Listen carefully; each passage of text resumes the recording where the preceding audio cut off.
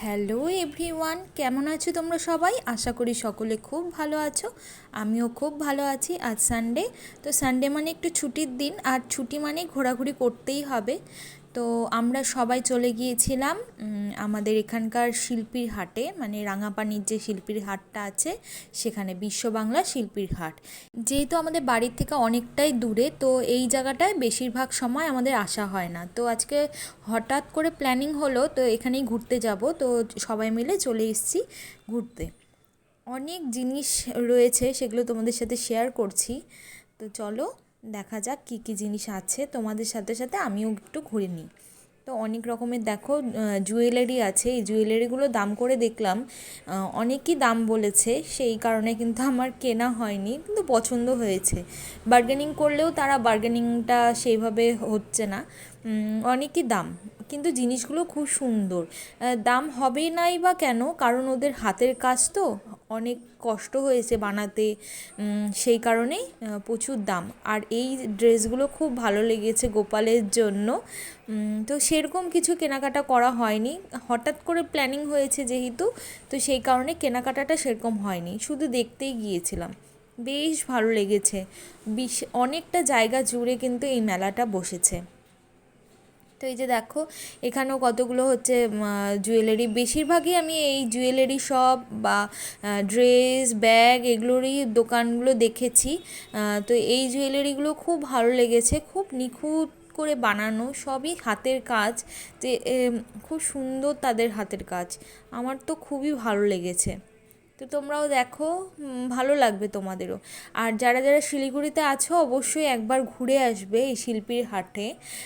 খুব সুন্দর তাদের কাজ, মন মুগ্ধ হয়ে যায় যে তারা এতটা গুণী, আর সেই তুলনায় আমরা কিন্তু কিছুই না।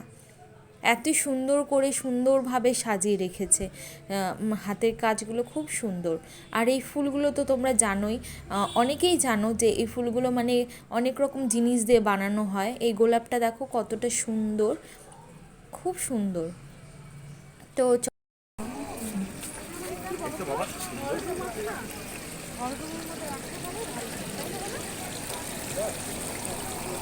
সব জিনিসের মধ্যে আমার কিন্তু এই জিনিসটা খুবই ভালো লেগেছে, ঘর সাজানোর জন্য কিন্তু খুব সুন্দর একটা এই শোপিসগুলো এতটা সুন্দর লেগেছে মানে বলার মতন না। একটা এই যে রাধাকৃষ্ণটা দেখতে পাচ্ছ, অনেকটা বড় একটা হলরুমে রাখলে কিন্তু খুব সুন্দর, সেই হলরুমটার সৌন্দর্য বেড়ে যাবে আরও।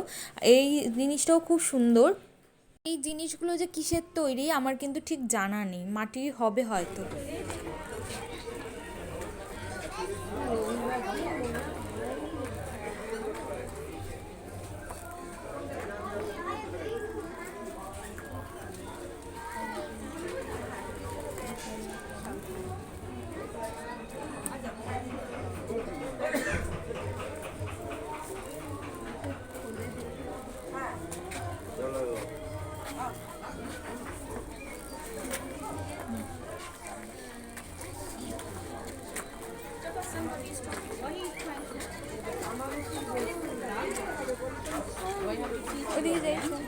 তো ঘুরতে ঘুরতে আমাদের পছন্দের একটা শাড়ি চোখে পড়লো, তো ছদ্দিকে সেটাই আমি দেখালাম। তো ছদ্দি এই শাড়িটার দাম জিজ্ঞেস করলো, এই 4,000 সামথিং হবে এই শাড়িটার দাম, বা বেশিও হতে পারে, আমি ঠিক শুনিনি শাড়িটার দাম।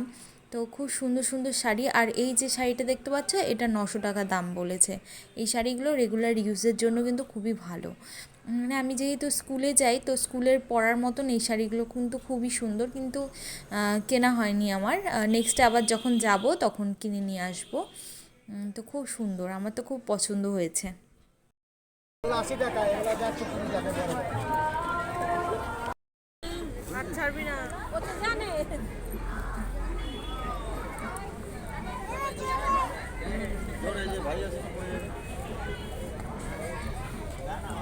তো বন্ধুরা, আমাদের পুরো মেলাটাই কিন্তু ঘোরা হয়ে গেছে, সাথে তোমাদেরকেও দেখিয়ে দিলাম, তোমরা কিন্তু অবশ্যই যেও।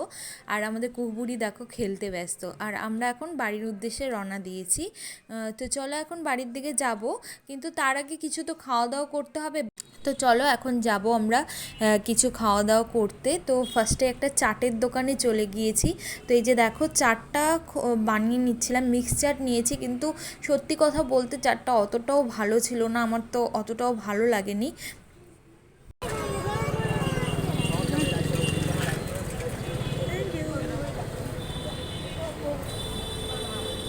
কে বল